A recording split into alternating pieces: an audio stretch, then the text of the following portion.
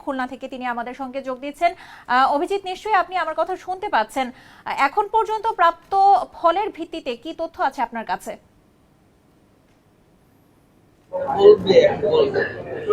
এখন পর্যন্ত খুলনার যে 6টি আসন তার মধ্যে 3টি আসনের ফলাফল জেলা রিটার্নিং কর্মকর্তার কার্যালয় থেকে ঘোষণা করা হয়েছে এবং এই 3টি আসনের মধ্যে জামাত একটি আসনে জয়লাভ করেছে আর 2টি আসনে জয়লাভ করেছে বিএনপির প্রার্থী। জামাত যে আসনটিতে জয়লাভ করেছে এটি আসলে বরাবরই বলা হয়ে থাকে যে বিএনপির ঘাঁটি ছিল এটি এবং এখানে বেগম জিয়া এখানে ইলেকশন করে জয়লাভ করেছিলেন। সেই আসনটিতে জামাত এবার ইলেকশনে জয়লাভ করেছে এবং বলা হয়ে থাকে যে এই পর্যন্ত এই প্রথমবারের মতো জামাত এখানে ইলেকশন করে জয়লাভ করেছে। এখানে জামাতের যিনি প্রার্থী ছিলেন জাহাঙ্গীর হোসেন হেলাল, তিনি ভোট পেয়েছেন 93,789 এবং বিএনপির যিনি প্রার্থী ছিলেন নজরুল ইসলাম মঞ্জু, তিনি ভোট পেয়েছেন 88,197টি এবং এখানে দাঁড়িপাল্লার যিনি প্রার্থী তিনি জয়যুক্ত হয়েছেন। এর পাশাপাশি খুলনা 3 সেখানে ধানের শীষের প্রার্থী জয়লাভ করেছেন এবং তিনি পেয়েছেন 73,570।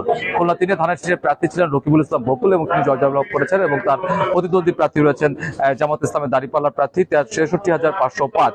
আর হচ্ছে যে খুলনা 4 এখানে আজিজুল বাড়ি হেলাল ধানের শীষের প্রার্থী, তিনি এখানে জয়লাভ করেছেন 1,23,162টি ভোট পেয়ে এবং এর পাশাপাশি হচ্ছে আপনার যে এখানে 11 দলের প্রার্থী ছিলেন দেওয়ালঘড়ি মার্কা নিয়ে সাখাওয়াত হোসেন, তিনি পেয়েছেন 1,09,530 ভোট পেয়েছেন এবং এখানে আজিজুল বাড়ি হেলাল জয়লাভ করেছেন। আমরা এখন এই যে জায়গাটিতে আছি আমরা রিটার্নিং কর্মকর্তার কার্যালয়, এখানে খুলনা 5 আসনের ফলাফল ঘোষণা করা হচ্ছে এবং খুলনা 5 আসনে আপনি জানেন যে একটি হেভিওয়েট প্রার্থী এখানে জামাতের সেক্রেটারি জেনারেল তিনি নির্বাচন করছিলেন এবং আমরা সেই ফলাফলটি এখন আসলে ঘোষণা করা হচ্ছে এবং আমরা খুব শীঘ্রই আপনাদেরকে জানাবো যে এই আসনটিতে আসলে যে ইলেকশন করছিলেন মোট 4 জন প্রার্থী, সেখানে জামাতের হেভিওয়েট প্রার্থী